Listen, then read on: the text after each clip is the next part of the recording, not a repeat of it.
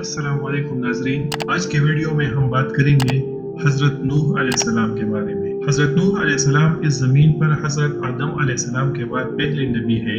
जिनको रिसालत से नवाजा गया। हज़रत अबू हुरैरा रज़ियल्लाहु अन्हु से एक हदीस नकल है जिसका तर्जुमा कुछ इस तरह है। हज़रत नूह अलैहिस्सलाम को ज़मीन पर पहला रसूल बनाया गया है। नाज़रीन किराम, यहाँ पे रसूल और नबी के डिफरेंसेस के रसूल किसे कहते हैं और नबी किसे कहते हैं, तो जिस इंसान पर खुदा की वही नाजिल होती है वो नबी है, और जिसको जदीद शरीयत अता की गई हो और उस पर वही भी आती है वो रसूल है। नाज़रीन किराम, हज़रत नूह अलैहिस्सलाम अल्लाह ताला के पहले रसूल हैं और इनके नाम से कुरान मजीद में एक पूरा सूरा नाजिल हुआ है। कुरान मजीद में तकरीबन 43 जगह हज़रत नूह अलैहिस्सलाम का जिक्र आया है और इसके अलावा हर मजहबी किताब में हज़रत नूह अलैहिस्सलाम का तज़किरा मिलता है। नाज़रीन किराम, हज़रत नूह अलैहिस्सलाम का नसबनामा कुछ इस तरह है। नूह बिन लामक बिन मतूशलख बिन खनूह यानी इदरीस अलैहिस्सलाम बिन यरद बिन महलाइल बिन कैनन बिन अनूश बिन शीस बिन आदम अलैहिस्सलाम। इब्न जरीर रहमतुल्लाह अलैह के कौल के मुताबिक नूह अलैहिस्सलाम की पैदाइश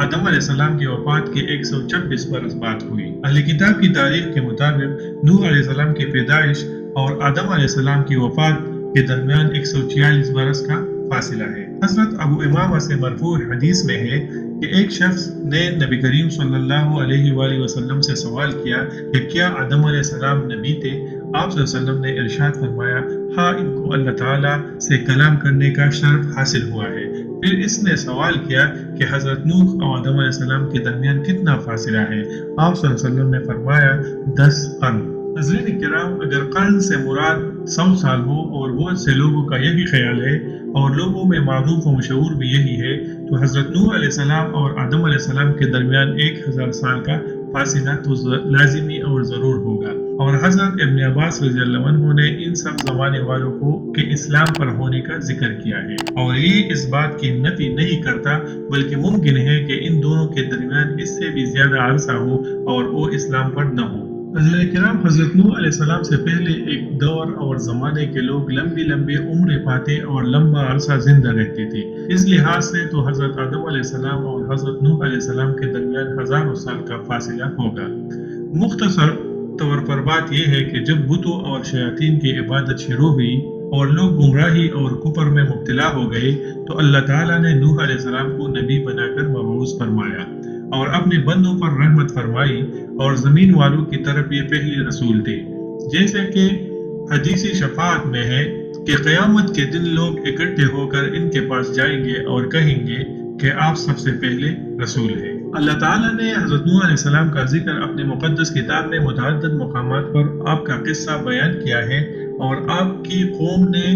क्या कुछ किया है और अल्लाह ताला ने कुफर करने वालों पर तूफान का कैसा अज़ाब भेजा, फिर आपको और कश्ती वालों को किस तरह निजात दी। मसलन सूरह आराफ, सूरह यूनुस, सूरह हूद, सूरह अंबिया, सूरह मुमिनून, सूरह शुअरा, सूरह अनकबूत और सूरह साफ़ात वगैरह में हज़रत नूह अलैहिस्सलाम का जिक्र हुआ है और एक मुकम्मल सूरह नूह आपके नाम से नाजिल फरमाई। किराम, अल्लाह ताला ने हज़रत नूह अलैहिस्सलाम को जब अपनी कौम की तरफ मबऊस फरमाया तो हज़रत नूह अलैहिस्सलाम की उम्र कितनी थी, इसके बारे में 3 अक़वाल है। नंबर 1 50 साल, नंबर 2 350 साल और नंबर 3 480 साल। अल्लाह ताला ने हज़रत नूह अलैहिस्सलाम को पैगाम रब्बानी देकर इनकी कौम की तरफ मबऊस फरमाया,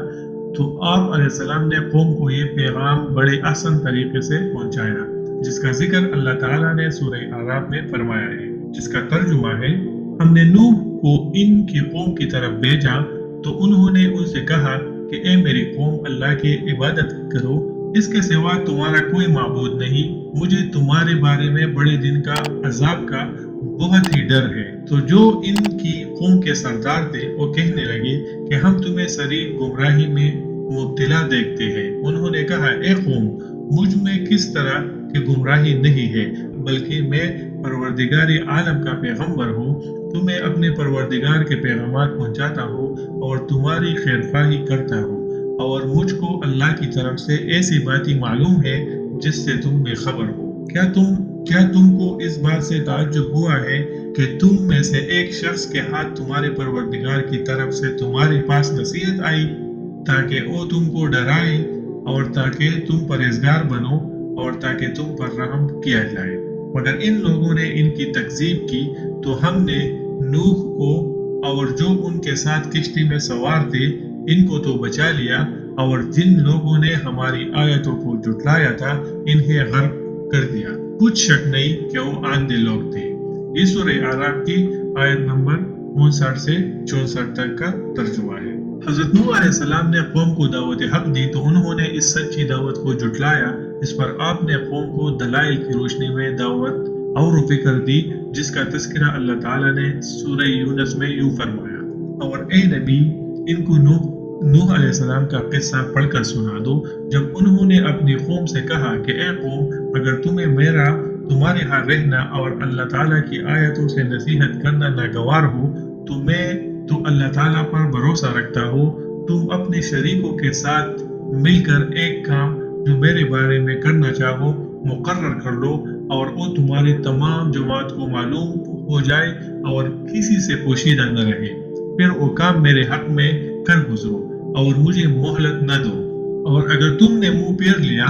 تو میں نے تم سے کچھ معاوضہ نہیں مانگا، میرا معاوضہ تو اللہ کے ذمے ہے، اور مجھے اللہ تعالیٰ نے حکم دیا ہے کہ میں فرمان برداروں میں رہوں۔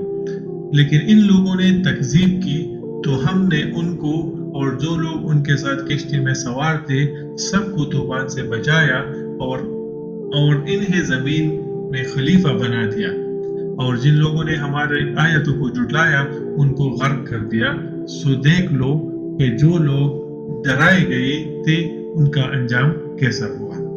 ایک اور جگہ اللہ تعالیٰ نے سورہ عنکبوت میں فرمایا، اور ہم نے نوح کو ان کے قوم کی طرف بھیجا تو وہ ان میں 50 برس کم 1000 برس رہے، یعنی 950 سال رہے، پھر ان کو طوفان کے عذاب نے آ پکڑا اور وہ ظالم تھے۔ پھر ہم نے نوح کو اور کشتی والوں کو نجات دی اور کشتی کو اہل عالم کے لیے نشانی بنا دیا۔ ناظرین کرام، جیسا کہ پہلے بیان کیا جا چکا ہے کہ جب بتوں اور شیاطین کی عبادت شروع ہوئی اور لوگ گمراہی اور کفر میں مبتلا ہو گئے تو اللہ تعالیٰ نے حضرت نوح علیہ السلام کو نبی بنا کر مبعوث فرمایا۔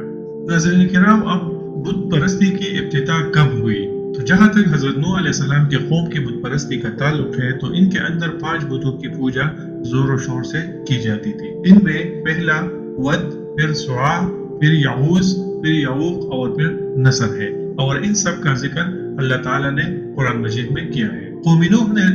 جو ان بتوں کی پوجا شروع کی تو ان کی تفصیل امام بغوی رحمۃ اللہ علیہ نے یوں فرمایا ہے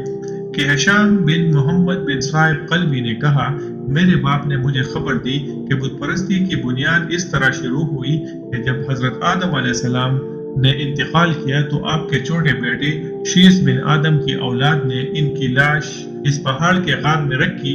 جس پر وہ جنت سے اتارے گئے تھے۔ وہ پہاڑ سرزمینی ہندوستان میں ہے اور اس کا نام نود ہے، اور یہ روئے زمین کے پہاڑوں سے سب سے زیادہ سرسبز پہاڑ ہے۔ ہشام نے مزید بیان کیا کہ میرے باپ نے مجھے یہ خبر بھی دی، اور انہوں نے یہ معاملہ ابی صالح اور حضرت ابن عباس رضی اللہ عنہ سے بیان کیا کہ حضرت آدم علیہ السلام کی وفات کے بعد حضرت شیث علیہ السلام کی اولاد کوہستانی سلسلے کے ایک طرف رہتی تھی، جبکہ کوہستانی سلسلے کے دوسری طرف ان کے بڑے بھائی قابیل کی اولاد رہتی تھی۔ چنانچہ حضرت شیث علیہ السلام کی اولاد اس پہاڑ کے غار میں حضرت آدم علیہ السلام کی لاش کے پاس جایا کرتی تھی، بس اس کی تعظیم کیا کرتی تھی۔ یہ دیکھ کر قابیل کی اولاد میں سے ایک نے کہا کہ اے بنی قابیل، دیکھو کہ بنی شیث کے پاس ایک ایسی چیز ہے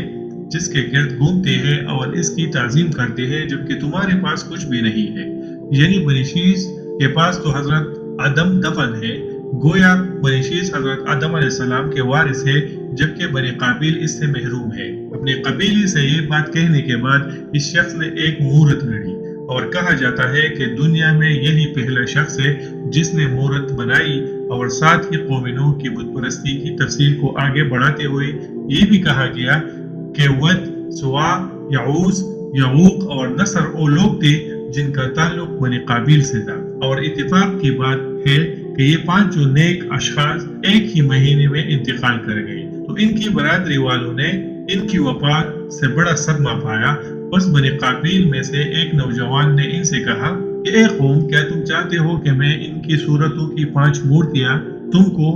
گڑھ دوں یا بنا دو، گویا وہ تمہارے سامنے رہیں گے ان کی مورتیاں بنانے کے بعد، ہاں مجھے یہ قدرت یقیناً نہیں کہ ان کی روحی ان میں ڈالو۔ اس شخص کی اس بات سے بنی قابیل بڑے خوش ہوئے اور انہوں نے کہا، ہاں ہم چاہتے ہیں کہ تم ان کی مورتیاں بنا کر اور ہم ان کے سامنے کھڑے ہو کر انہیں دیکھیں تاکہ ہمارے دلوں میں ان کی یاد تازہ رہے۔ بس اس شخص نے ان کے لیے 5 بزرگوں کے 5 بت بنا دیے جو ان کی صورت کے موافق تھے اور وہاں نصب کر دیے۔ بس جو ان کے عزیز و اقارب اور رشتہ دار تھے، اپنے بھائی، چچا، سب بھائی کی مورت کے پاس آتے تھے اور اس کی تعظیم کرتے اور اس کے ارد گرد چکر لگاتے تھے۔ بس جب ان 5 بزرگوں کے بت بنا دیے گئے اور حضرت آدم علیہ السلام کے بیٹے قابیل کی نسل کے لوگ ان کی پرستش اور پوجا پاٹ کرنے لگے، تب انہیں راہ ہدایت کی طرف بلانے کے لیے اور انہیں خدا کی وحدانیت اور صراط مستقیم کی طرف بلانے کے لیے اللہ تعالیٰ نے ان کی طرف اپنے پیغمبر حضرت ادریس علیہ السلام کو مبعوث کر کے بھیجا۔ چنانچہ حضرت ادریس علیہ السلام نے ان کو توحید کی طرف بلایا تو انہوں نے حضرت ادریس علیہ السلام کو جھٹلایا۔ حضرت ادریس علیہ السلام نے اپنی طرف سے پوری کوشش کی کہ اپنے قوم کو بت پرستی سے نکالے اور انہیں خدا کے پیغام اور اس کی وحدانیت کی طرف بلائے، لیکن وہ بنی قابیل کو ان 5 اشخاص کے بتوں کی پوجا پاٹ سے روک نہ سکے۔ آخر اللہ تعالیٰ نے حضرت ادریس علیہ السلام کو مقام بلند میں اٹھا لیا۔ حضرت ابن عباس رضی اللہ عنہ فرماتے ہیں، اس کے بعد ان 5 بتوں کی پوجا کا معاملہ سخت ہوتا گیا، جگہ جگہ ان کے بت نصب کر دیے گئے اور بنی قابیل ان کی عبادت پوجا پاٹ میں ملوث ہو گئی۔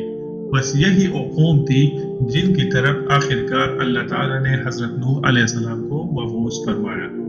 ناظرین کرام، حضرت ابن عباس رضی اللہ عنہ سورہ نوح کی آیت نمبر 23 کی تشریح کرتے ہوئے فرماتے ہیں کہ یہ نوح علیہ السلام کے قوم کے نیک لوگوں کے نام ہیں۔ جب یہ لوگ دنیا سے رخصت ہو گئے، یعنی کون سے نام؟ اس میں ود، سوا، یعوز، یعوق اور نصر، جس کے نام سے بعد میں بت بنائے گئے۔ جب یہ لوگ دنیا سے رخصت ہو گئے تو شیطان نے ان کے قوم کے دل میں یہ بات ڈالی کہ جن جگہوں میں وہ بیٹھا کرتے تھے وہاں ان کے مجسمے بنا کر رکھ لو اور انہیں کا نام رکھ لو۔ انہوں نے ایسا ہی کیا اور ان کی عبادت و پوجا نہیں کی تھی۔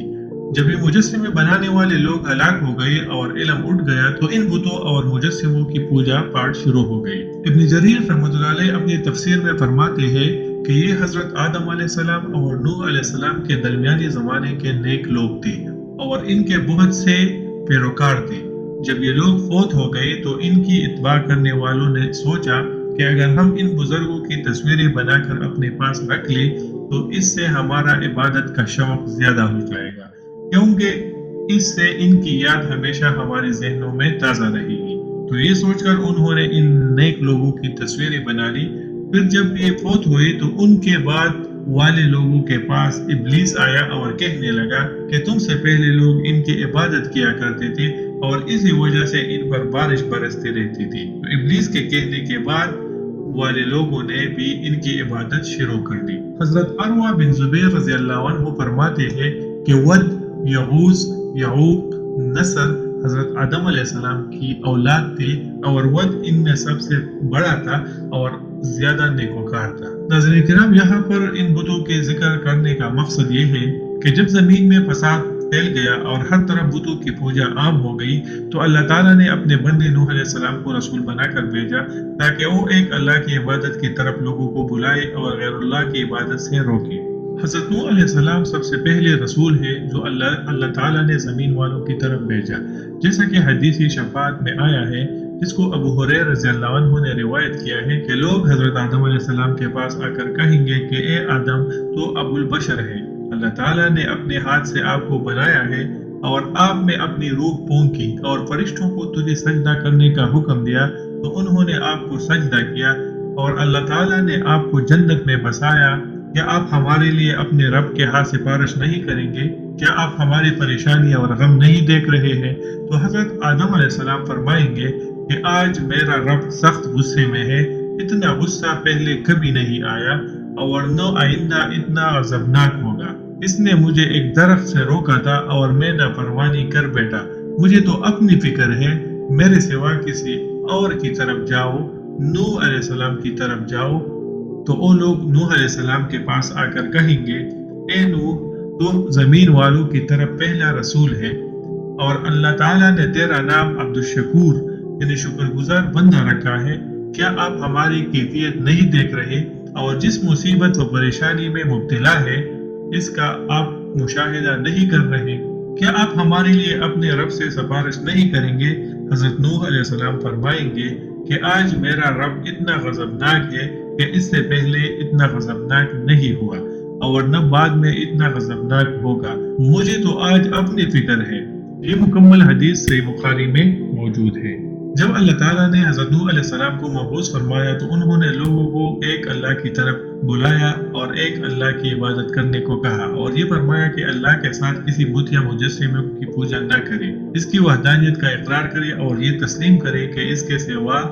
نہ کوئی عبادت کے لائق ہے اور نہ کوئی رب ہے۔ ان کی اولاد میں بھی مبعوث ہونے والے دوسرے انبیاء کرام علیہ السلام کو بھی اللہ تعالیٰ نے یہی حکم دیا تھا۔ اللہ تعالیٰ نے نوح علیہ السلام اور ابراہیم علیہ السلام کے بارے میں قرآن مجید میں فرمایا ہے، جس کا ترجمہ ہے ہم نے ان دونوں کی اولاد میں نبوت اور کتاب رکھ دی، یعنی نوح علیہ السلام کے بعد آنے والا ہر نبی ان کی اولاد سے تھا اور یہی شان ابراہیم علیہ السلام کی ہے۔ ناظرین کرام، حضرت نوح علیہ السلام نے اپنے قوم کو مختلف طریقوں سے،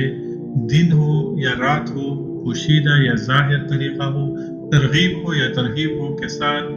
ہر طریقے سے اللہ تعالیٰ کی طرف بلایا، لیکن یہ لوگ اپنی گمراہی اور بتوں کی پوجا پاٹ پر ہی اڑے رہے۔ وہ ہر وقت اور ہر لمحے نوح علیہ السلام کی مخالفت کرتے رہے، ان کی اور ان پر ایمان لانے والوں کی توہین اور تذلیل کرتے رہے، سنسار اور جلاوطن کرنے کی دھمکیاں دیتے رہے،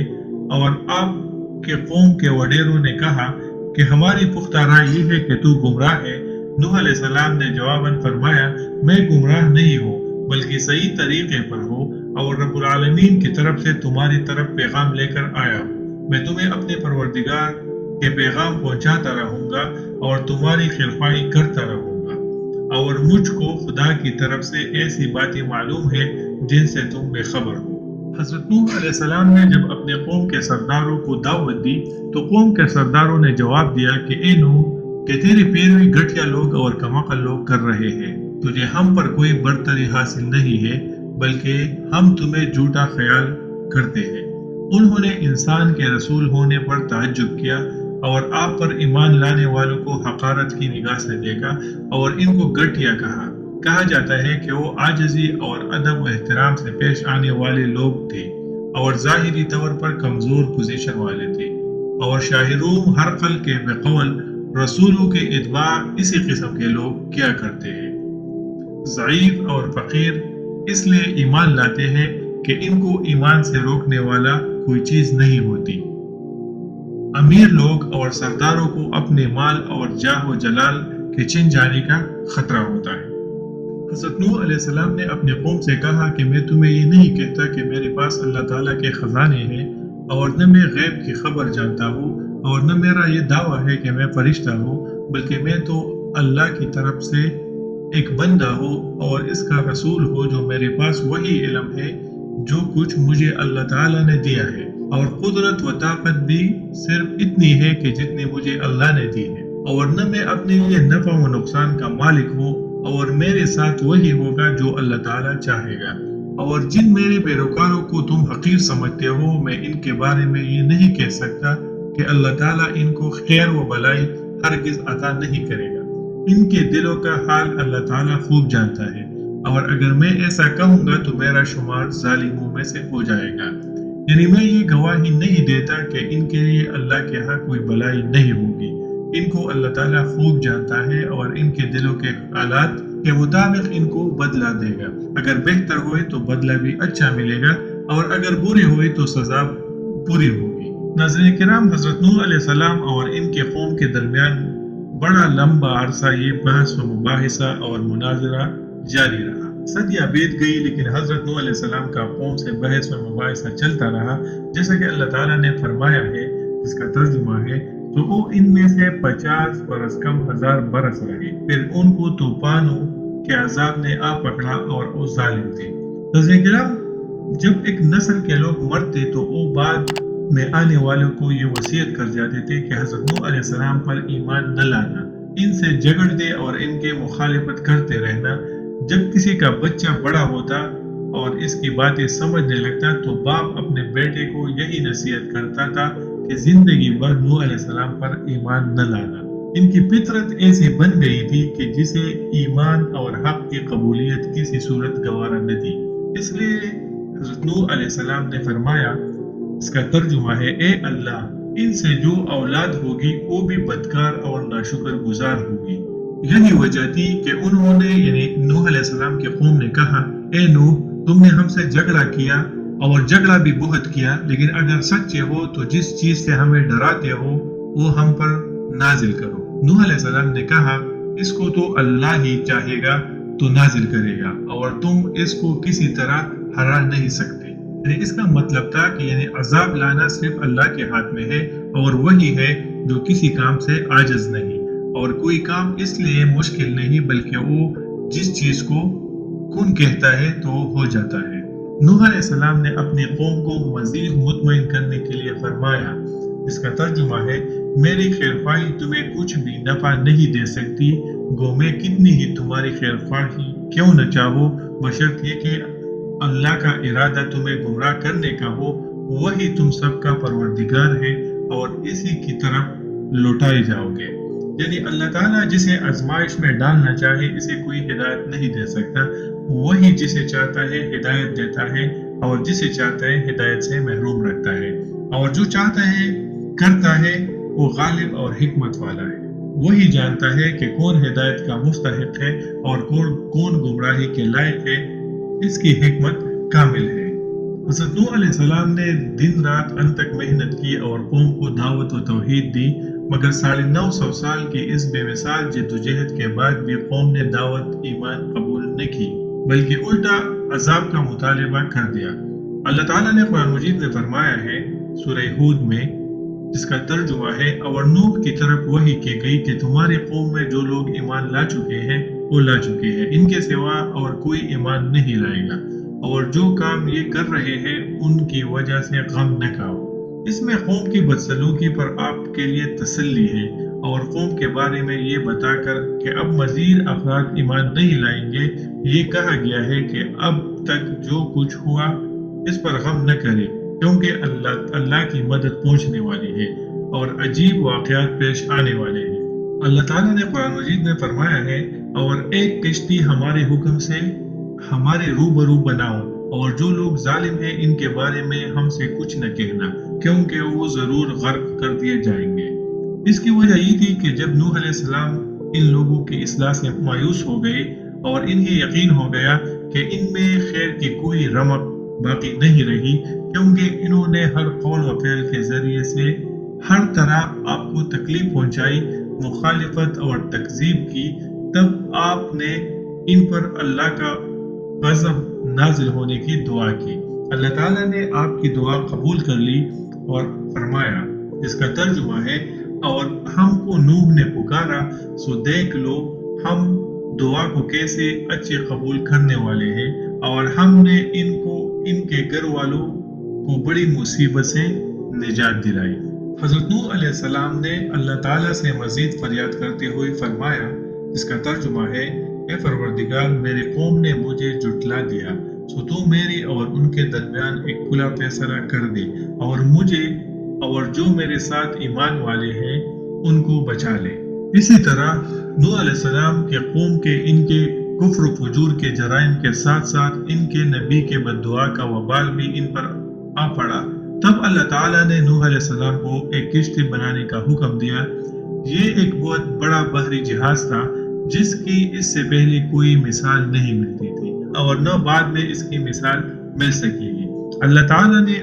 आपको पेश की हिदायत फरमाई कि जब अल्लाह ताला का हुक्म आ पहुंचेगा और इन पर वो अजाब आ जाएगा जो मुजरिम लोगों से टला नहीं करता, तो ऐसा न हो कि इन पर अजाब उतरता देखकर आपके दिल में रहम आ जाए। इसलिए अल्लाह ताला ने फरमाया, इसका तर्जुमा है, और जो लोग जालिम हैं इनके बारे में हमसे कुछ न कहना, क्योंकि वो जरूर गर्क हो जाएंगे। नाज़रीन किराम, दुनिया में कुफर व इनाद कौम नूह का शेवा था। क़यामत के दिन بھی وہ جھوٹ بولتے ہوئے یہ دعویٰ کریں گے کہ ان کے پاس کوئی رسول نہیں آیا۔ صحیح بخاری کی روایت کے مطابق رسول اللہ صلی اللہ علیہ وسلم نے فرمایا، حضرت نوح علیہ السلام اور ان کی امت حاضر ہوں گے، اللہ تعالیٰ فرمائے گا کیا تو نے میرا پیغام اپنی امت کو پہنچا دیا تھا؟ وہ عرض کریں گے ہاں یا رب۔ اللہ تعالیٰ ان کی امت سے فرمائے گا کیا انہوں نے تم لوگوں کو میرا پیغام پہنچا دیا تھا؟ وہ کہیں گے نہیں، ہمارے پاس تو کوئی نبی نہیں آیا۔ اللہ تعالیٰ نوح علیہ السلام سے فرمائے گا تیرا گواہ کون ہے؟ وہ عرض کریں گے محمد صلی اللہ علیہ وسلم اور ان کی امت۔ تب ہم مسلمان گواہی دیں گے کہ نوح علیہ السلام نے تبلیغ کی تھی۔ اس آیات مبارکہ میں اسی طرف اشارہ ہے۔ اس کا ترجمہ ہے اور اسی طرح ہم نے تم کو امت معتدل بنایا ہے تاکہ تم لوگوں پر گواہ بنو اور پیغمبر آخر الزمان تم پر گواہ بنے۔ ناظرین کرام، یہ امت اپنے سچے نبی کی گواہی کی بنیاد پر گواہی دے گی کہ اللہ تعالیٰ نے حضرت نوح علیہ السلام کو حق دے کر مبعوث فرمایا اور انہوں نے اپنے قوم کو بہترین اور کامل ترین انداز سے تبلیغ کی۔ انہیں ہر اس کام کا حکم دیا جس سے انہیں دینی فائدہ حاصل ہو اور ہر اس کام سے منع کیا جس سے ان کی دینی حالت کو نقصان پہنچتا ہو۔ ناظرین کرام، حضرت نوح علیہ السلام کی کشتی کے بارے میں مختلف اقوال ہیں۔ حضرت قتادہ رضی اللہ عنہ فرماتے ہیں کہ اس کی لمبائی 300 ہاتھ اور چوڑائی 50 ہاتھ تھی، اور تورات میں بھی یہی ہے جس کا مجھے دیکھنے کا موقع ملا ہے۔ حضرت حسن بصری رضی اللہ عنہ فرماتے ہیں کہ اس کی لمبائی 600 ہاتھ تھی اور چوڑائی 300 ہاتھ تھی، اور حضرت ابن عباس رضی اللہ عنہ فرماتے ہیں کہ اس کی لمبائی 1200 ہاتھ اور چوڑائی 600 ہاتھ تھی، اور ایک قول یہ بھی ہے کہ لمبائی 2000 اور چوڑائی 100 ہاتھ تھی۔ سب اہل رائے کہتے ہیں کہ اس کی بلندی 30 ہاتھ تھی، اور وہ کشتی 3 منزلوں والی تھی اور ہر منزل 10 ہاتھ اونچی تھی۔ نچلا حصہ چوپائیوں اور جنگلی جانوروں کے لیے تھا، اور درمیانی حصہ انسانوں کے لیے تھا، اور سب سے اوپر والا حصہ پرندوں کے لیے تھا۔ اس کا دروازہ چوڑائی کی جانب تھا۔ اس کو اوپر سے ایک ڈھکن سے مکمل طور پر بند کر دیا گیا تھا۔ امام ابن جریر اور دوسرے علماء نے فرمایا کہ طوفان اگست کے مہینے میں شروع ہوا۔ قوم کی مسلسل ہٹ درمی سے عاجز آ کر نوح علیہ السلام نے اپنے رب سے دعا کی، اور اللہ تعالیٰ نے دعا قبول کر کے بدکار قوم کو تباہ و برباد کر دیا۔ اللہ تعالیٰ نے ارشاد فرمایا ہے قرآن مجید میں کہ جب ہمارا حکم آ پہنچے اور تنور سے پانی جوش مارنے لگی تو سب قسم کے حیوانات میں سے جوڑا جوڑا یعنی نر اور مادہ 2 کشتی میں بٹھا دو، اور اپنے گھر والوں کو بھی سوائے ان کے جن کی نسبت ان میں سے ہلاک ہونے کا حکم پہلے صادر ہو چکا ہے، اور ظالموں کے بارے میں ہم سے کچھ نہ کہنا، وہ ضرور ڈبو دیے جائیں گے۔ چنانچہ اللہ تعالیٰ نے آپ کو حکم دیا کہ جب میرا حکم آ جائے اور عذاب شروع ہو جائے تو ہر جانور اور ہر جاندار کا ایک ایک جوڑا کشتی میں سوار کر لے، خواہ ان کا گوشت کھایا جاتا ہو یا نہ کھایا جاتا ہو، تاکہ ان کی نسل باقی رہے، اور اپنے گھر کے افراد کو بھی سوار کر لے، مگر جس کے بارے میں پہلے بیان فرما چکے ہیں اسے سوار نہ کرے۔ اس سے مراد وہ کافر ہے جن کے بارے میں آپ کی بددعا قبول ہو چکی ہے اور ان سے عذاب ٹل نہیں سکتا۔ اللہ تعالیٰ نے حکم دیا کہ عذاب نازل ہوتا دیکھ کر کافروں کے حق میں دعا نہ کر دیں، کیونکہ اس کا ختمی فیصلہ اللہ کی طرف سے ہو چکا ہے، جس کی یہ شان ہے کہ وہ جو چاہتا ہے کرتا ہے۔ ان آیات میں ایک لفظ یوز ہوا ہے تنور، جس سے اکثر علماء نے سطح زمین سے مراد لی ہے، یعنی زمین کے ہر حصے سے پانی پھوٹ نکلا، حتیٰ کہ جن تنوروں میں آگ لگائی جاتی تھی ان سے بھی پانی نکلنے لگا۔ حضرت ابن عباس رضی اللہ عنہ سے روایت ہے کہ تنور سے مراد یہ ہے کہ ساری زمین سے پانی نکلنے لگا، یعنی آگ والے تنوروں سے بھی پانی نکلنا شروع ہو گیا۔ اللہ تعالیٰ نے دوسرے مقام پہ فرمایا ہے یہاں تک کہ جب ہمارا حکم آ پہنچا اور تنور جوش مارنے لگا تو ہم نے نوح علیہ السلام کو حکم دیا کہ ہر قسم کے جانداروں میں سے ایک جوڑا جوڑا یعنی 2 جانور، ایک نر اور ایک مادہ لے لو، اور جس شخص کی نسبت حکم ہو چکا ہے کہ ہلاک ہو جائے گا ان کو چھوڑ کر اپنے گھر والوں کو اور جو ایمان لائے ہیں ان کو کشتی میں سوار کر لو، اور ان کے ساتھ بہت ہی کم لوگ ایمان لائے تھے۔ یعنی اللہ نے حکم دیا کہ جب عذاب آئے تو ہر قسم کے جانداروں کا ایک ایک جوڑا کشتی میں سوار کر لے۔ بائبل میں بھی کہا گیا ہے کہ انہیں ہر حلال جانور کے 7 جوڑے اور ہر حرام جانور کا ایک جوڑا سوار کرنے کا حکم دیا گیا تھا۔ ناظرین کرام، ان آیات میں وَأَهْلَكَ إِلَّا مَنْ سَبَقَ عَلَيْهِ الْقَوْلُ کا مطلب یہ ہے کہ کافروں کو چھوڑ کر صرف ان مومنوں کو کشتی میں سوار کرے جن کے حق میں نجات کی دعا قبول ہو چکی ہے۔ حضرت نوح علیہ السلام کا بیٹا یام بھی ڈوبنے والوں میں شامل تھا۔ کشتی میں سوار ہونے والوں کی تعداد کتنی تھی، اس کے بارے میں علماء کرام کے مختلف اقوال ہیں۔ حضرت ابن عباس رضی اللہ عنہ سے روایت ہے کہ 80 افراد تھے، ان کے ساتھ ان کی بیویاں بھی تھیں۔ کعب اخبار رضی اللہ عنہ سے مروی ہے کہ وہ 72 افراد تھے۔ بعض نے کہا ہے کہ 10 افراد تھے۔ ایک قول کے مطابق کشتی میں سوار ہونے والوں میں حضرت نوح علیہ السلام خود، ان کے 3 بیٹے اور ایمان نہ لا کر غرق ہو جانے والے یام کی بیوی سمیت نوح علیہ السلام کے 4 بہویں شامل تھی۔ یہ قول ظاہر طور پر آیات کے خلاف ہے، کیونکہ آیات سے ثابت ہوتا ہے کہ کشتی میں نوح علیہ السلام کے خاندانوں سے باہر کے مومن افراد بھی سوار تھے، جیسا کہ نوح علیہ السلام نے فرمایا، جس کا ترجمہ ہے مجھے اور جو مؤمن میرے ساتھ ہیں انہیں بچا لے۔ ایک اور قول کے مطابق 7 افراد تھے۔ نوح علیہ السلام کی بیوی جو آپ کے تمام بیٹوں حام، سام، یافس، یام جسے اہل کتاب کنعان کہتے ہیں، اور یہی طوفان میں غرق ہوا تھا، اور عابر کی ماں تھی، وہ طوفان سے پہلے فوت ہو چکی تھی۔ بعض علماء نے فرمایا کہ وہ بھی ایمان نہ لانے کی وجہ سے دوسری کافروں کے ساتھ غرق ہو گئی تھی۔ اہل کتاب کا کہنا ہے کہ وہ کشتی میں موجود تھی، ہو سکتا ہے وہ بعد میں کافر ہو گئی ہو۔ البتہ پہلا قول زیادہ صحیح ہے، کیونکہ نوح علیہ السلام نے عرض کیا تھا، جس کا ترجمہ ہے کسی کافر کو زمین میں بسا نہ رہنے دے۔ جب کافر قوم کی غرقابی کا وقت ہو گیا تو مومنوں کی حفاظت اور نجات کے لیے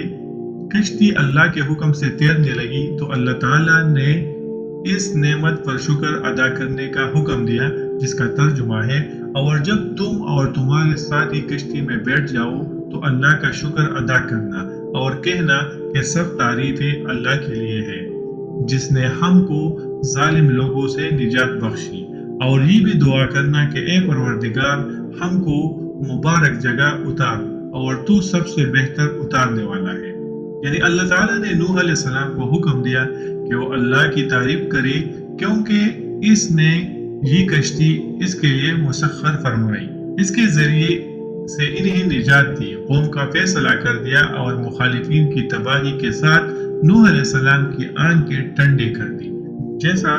اللہ تعالیٰ نے قرآن مجید میں فرمایا ہے، جس کا ترجمہ ہے اور جس نے تمام قسم کے حیوانات پیدا کیے اور تمہارے لیے کشتیاں اور چارپائے بنائے جن پر تم سوار ہوتے ہو تاکہ تم ان کی پیٹھ پر چل بیٹھو، اور جب اس پر بیٹھ جاؤ تو اپنے پروردگار کے احسان کو یاد کرو اور کہو کہ وہ ذات پاک ہے جس نے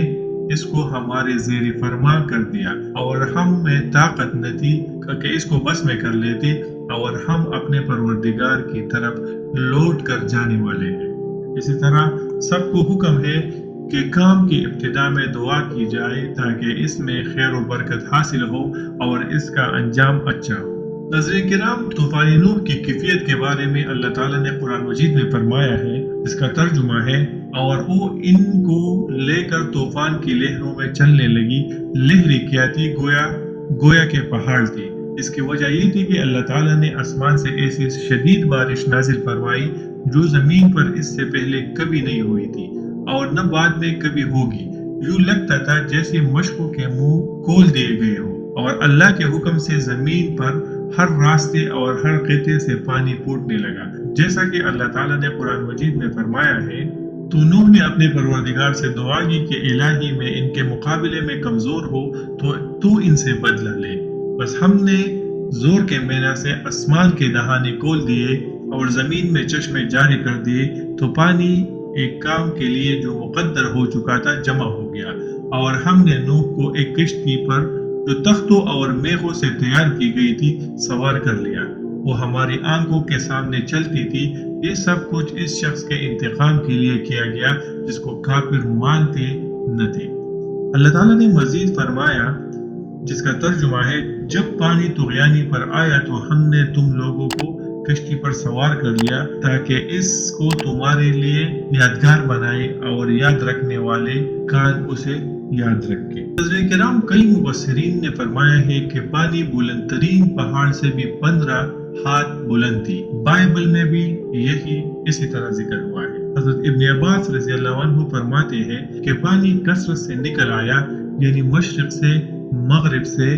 ہر جگہ سے پانی، ہر طرف سے پانی نکل آیا۔ میدانوں، پہاڑوں، صحراؤں اور چٹیل میدانوں میں ہر جگہ آیا، جس کے نتیجے میں ہر زندہ چیز ہلاک ہو گئی۔ اللہ تعالیٰ ارشاد فرماتے ہیں، اس وقت نوح نے اپنے بیٹے کو پکارا جو کہ کشتی سے الگ تھا کہ بیٹا ہمارے ساتھ سوار ہو جا اور کافروں میں شامل نہ ہو، لیکن بیٹے نے کہا کہ میں ابھی پہاڑ سے جا لگوں گا اور مجھے پانی سے بچا لے گا۔ انہوں نے کہا کہ آج اللہ کے عذاب سے کوئی بچانے والا نہیں ہے اور نہ کوئی بچ سکتا ہے مگر جس پر اللہ تعالیٰ رحم کرے۔ اتنے میں دونوں کے درمیان لہر حائل ہو گئی اور وہ ڈوب کر رہ گیا۔ یہ نوح علیہ السلام کا بیٹا یام تھا جو سام، حام اور یافس کا بھائی تھا۔ بعض علماء نے اس کا نام کنعان بتایا ہے۔ وہ کافر اور فاسق تھا۔ اس نے اپنے والد کا سچا دین قبول نہ کیا، اس لیے ہلاک ہونے والوں کے ساتھ ہلاک ہو گیا، جبکہ آپ کا دین و مذہب قبول کرنے والے نجات پا گئے۔ ناظرین کرام، جب طوفان نوح میں نوح علیہ السلام کی پوری قوم ہلاک ہو گئی اور طوفان ختم ہو گیا، جس کے بارے میں اللہ تعالیٰ نے ارشاد فرمایا، اس کا ترجمہ ہے، اور حکم دیا گیا، اے زمین اپنے پانی نکل جا اور اے آسمان تھم جا، تو پانی خوش ہو گیا اور کام تمام کر دیا گیا، اور کشتی کوہ جودی پر جا ٹھہری اور کہہ دیا گیا کہ بے انصاف لوگوں پر لعنت۔ یعنی جب زمین پر کوئی ایسا انسان باقی نہ رہا جو اللہ کے سوا کسی کی عبادت کرتا ہو، تو اللہ تعالیٰ نے زمین کو حکم دیا اور آسمان کو حکم دیا کہ بارش برسانا بند کر دے، چنانچہ پانی اترنے لگا اور مجرموں کو وہ سزا مل گئی جس کا اللہ تعالیٰ نے فیصلہ کر رکھا تھا۔ وہ اپنی بدعمالیوں کی وجہ سے اللہ کی رحمت و معرفت سے محروم رہے۔ اس کے بعد اللہ تعالیٰ نے بیان فرمایا ہے کہ نوح علیہ السلام نے اپنے بیٹے کے حق میں رب سے دعا فرمائی اور سوال کیا کہ وہ کیوں غرق ہوا۔ اس سوال کا مقصد محض حصول علم تھا، یعنی اے اللہ، تو نے مجھ سے میرے اہل و عیال کو بچانے کا وعدہ فرمایا تھا، پھر میرا بیٹا کیوں غرق ہو گیا، حالانکہ وہ بھی میرے اہل و عیال میں شامل تھا۔ اللہ تعالیٰ نے فرمایا، وہ تیرے گھرانے کن افراد میں شامل نہیں تھا جن کی نجات کا وعدہ کیا گیا تھا، اور اپنے گھر والوں کو بھی بٹھا لو کشتی میں سوائے ان کے جن کے حق میں ان سے ہلاک ہونے کا حکم صادر ہو چکا ہے، اور وہ ان افراد میں شامل تھا جن کے غرق کیے جانے کا فیصلہ ہو چکا تھا، اس لیے وہ اہل ایمان سے الگ ہو کر کفار سے مل گیا اور انہی کے انجام سے دوچار ہوا۔ جب زمین کی سطح سے پانی خشک ہو گیا اور زمین پر رہنا اور چلنا پھرنا ممکن ہو گیا، تو نوح علیہ السلام کو حکم دیا گیا کہ کشتی سے اتر آئے، جو طویل عرصہ پانی میں چلتی رہی اور آخرکار مشہور پہاڑ جودی پر ٹھہر گئی۔ ناظرین کرام، یہاں پہ ہم حضرت ابن عباس رضی اللہ عنہ کے ایک روایت کے بارے میں ڈسکس کرتے ہیں۔ امام ابن جریر نے اپنے سند کے ساتھ حضرت ابن عباس رضی اللہ عنہ سے روایت کی ہے کہ حواریوں نے حضرت عیسیٰ علیہ السلام سے کہا کہ کاش آپ ہمارے لیے کشتی نوح کو دیکھنے والا شخص زندہ کر دیتے جو ہمیں اس کے متعلق تفصیل سے بتائے۔ تو وہ ان کو لے کر مینا کے ایک ٹیلے کی طرف لے گئے، وہاں سے ایک مٹھی بھر کر فرمایا، جانتے ہو یہ کون ہے؟ حواریوں نے کہا کہ اللہ اور اس کے رسول بہتر جانتے ہیں۔ عیسیٰ علیہ السلام نے فرمایا، یہ کعب بن حام بن نوح ہے۔ پھر اس ٹیلے پر آپ نے لاٹھی ماری اور کہا کہ اللہ کے حکم سے اٹھ۔ وہ سر سے مٹی جھاڑتے ہوئے اٹھا اور اس کا سر سفید ہو چکا تھا۔ حضرت عیسیٰ علیہ السلام نے دریافت فرمایا کہ کیا تو اسی حالت میں فوت ہوا تھا؟ اس نے کہا کہ نہیں، میں جوانی کے حالت میں فوت ہوا تھا، لیکن میں نے سمجھا قیامت قائم ہو گئی ہے، اس لیے میرے سر کے بال سفید ہو گئے۔ عیسیٰ علیہ السلام نے فرمایا، کیا ہمیں کشتی نوح کے متعلق بتا سکتے ہو؟ انہوں نے کہا کہ اس کی لمبائی 1200 ہاتھ اور چوڑائی 600 ہاتھ تھی۔ اس کی 3 منزلیں تھی، ایک منزل میں چوپائی اور جنگلی جانور، اور ایک منزل میں انسان، اور ایک منزل میں پرندے تھے۔ جب جانوروں کی لید اور گوبر جمع ہو گئی تو نوح علیہ السلام کی طرف وحی آئی کہ ہاتھی کے دم کو ہلاؤ۔ جب اس نے دم ہلائی تو اس سے نر اور مادہ خنزیر پیدا ہوئے اور وہ لید کی طرف لپکے، اور جب چوہے کشتی کو کاٹنے لگے اور خطرہ پیدا ہو گیا کہ کشتی میں سوراخ ہو جائے گا، تو نوح علیہ السلام کی طرف وحی آئی کہ شیر کی دونوں آنکھوں کے درمیان ضرب لگاؤ۔ انہوں نے ضرب لگائی تو اس کی نتنوں سے بلّا باہر آئے اور وہ چوہوں پر پل پڑے۔ ناظرین کرام، حضرت عیسیٰ علیہ السلام نے اس سے کہا کہ نوح علیہ السلام کو کیسے معلوم ہوا کہ اب تمام شہر غرق ہو گئے ہیں؟ اس نے کہا کہ نوح علیہ السلام نے ایک کوے کو بھیجا کہ معلوم کر آئے، تو جب اس نے ایک جگہ لاش دیکھی تو اس کو کھانے لگ گیا۔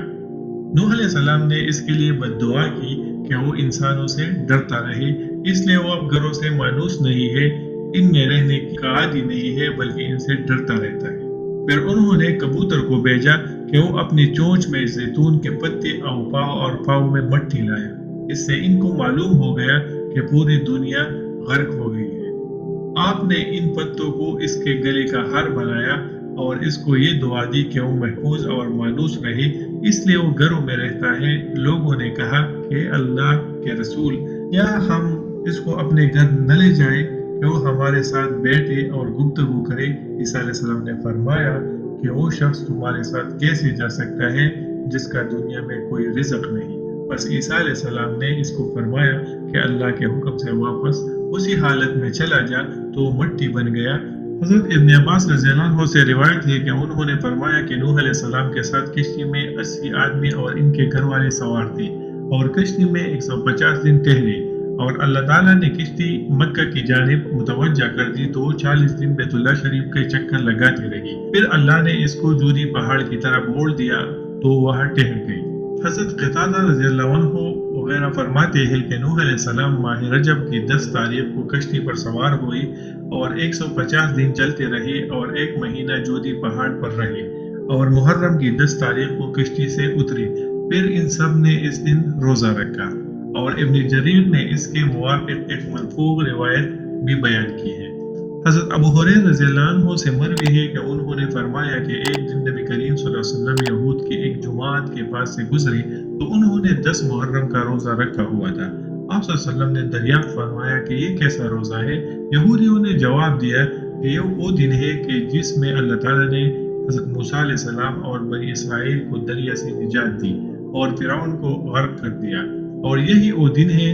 کہ جس میں نوح علیہ السلام کی کشتی جودی پہاڑی پر ٹھہری۔ اس لیے حضرت نوح علیہ السلام اور حضرت موسیٰ علیہ السلام نے شکرانے کے طور پر روزہ رکھا۔ تو نبی علیہ السلام نے فرمایا کہ میں بھی تم سے موسیٰ کا زیادہ قریبی ہوں اور اس دن کا روزہ کا زیادہ حقدار ہوں۔ اور آپ صلی اللہ علیہ وسلم نے اپنے ساتھیوں کو کہا کہ جس شخص نے بغیر کھائے پیے صبح کی ہے وہ اپنا روزہ مکمل کرے۔ ناظرین کرام، اللہ تعالیٰ نے حضرت نوح علیہ السلام کو اپنا شکر گزار بندہ فرمایا ہے، جیسے کہ سورہ اسراء میں اللہ تعالیٰ نے فرمایا ہے اِنَّهُ كَانَ عَبْدًا شَكُورًا۔ اس کے بارے میں ذکر کیا جاتا ہے کہ وہ کھانے پینے اور لباس اور ہر ذیشان چیز پر اللہ تعالیٰ کی حمد و ثنا بیان کرتے تھے۔ حضرت انس رضی اللہ عنہ فرماتے ہیں کہ جناب رسول اللہ صلی اللہ علیہ وسلم نے فرمایا کہ اللہ تعالیٰ بندے سے یقیناً اسی طرح راضی ہوتا ہے جب وہ کھانا کھائے تو اللہ تعالیٰ کی تعریف کرے اور پانی پیے تو اللہ تعالیٰ کی تعریف کے کلمات ادا کرے۔ حضرت کرام، حضرت نوح علیہ السلام کے بارے میں حضرت عبداللہ بن عمر سے روایت ہے کہ نبی کریم صلی اللہ علیہ وسلم نے فرمایا نوح علیہ السلام نے یوم الفطر اور یوم الاضحیٰ کے دنوں کے تمام زمانے کے روزے رکھے، اور طبرانی کی روایت میں یہ الفاظ ظاہر ہے کہ داؤد علیہ السلام نے نصف زمانے کے روزے رکھے اور ابراہیم علیہ السلام نے ہر ماہ سے 3 دن کے روزے رکھے۔ ثواب کے لحاظ سے انہوں نے پورے زمانے کے روزے رکھے، کیونکہ ایک نیکی کے بدلے میں 10 نیکیوں کا ثواب ملتا ہے، اور ایک مہینے میں 30 دن ہوتے ہیں۔ اس طرح یہ پورے زمانے کے روزے ہوئے، لیکن عملی لحاظ سے انہوں نے زمانے بھر کے روزے نہیں رکھے۔ ناظرین کرام، جب حضرت نوح علیہ السلام کی وفات کا وقت قریب آیا تو انہوں نے اپنے بیٹے کو فرمایا میں تجھ کو وصیت کرتا ہوں، 2 چیزوں کا حکم دیتا ہوں اور 2 چیزوں سے روکتا ہوں۔ میں تجھے لا الہ الا اللہ کے ذکر کرنے کا حکم دیتا ہوں، کیونکہ اگر ساتوں آسمانوں اور ساتوں زمینیں ایک پڑھنے میں رکھ دی جائے تو لا الہ الا اللہ کو دوسرے پڑھنے میں رکھ دی جائے تو لا الہ الا اللہ حاوی اور باری ہو جائے گا، اور سبحان اللہ و بحمدہ سبحان اللہ العظیم پڑھنے کا حکم دیتا ہوں، کیونکہ اللہ کی تمام مخلوق اسی کے ساتھ اللہ کی تعریف بیان کرتی ہے، اور اسی کے ساتھ پوری مخلوق کو روزی دی جاتی ہے، اور میں تجھ کو دو چیزوں سے روکتا ہوں، ایک شرک ہے اور دوسرا تکبر۔ کرام حضرت نوح علیہ السلام کے عمر کے بارے میں مختلف روایات ہیں۔ حضرت ابن عباس رضی اللہ عنہ کے مطابق اس کی عمر 600 سال تھی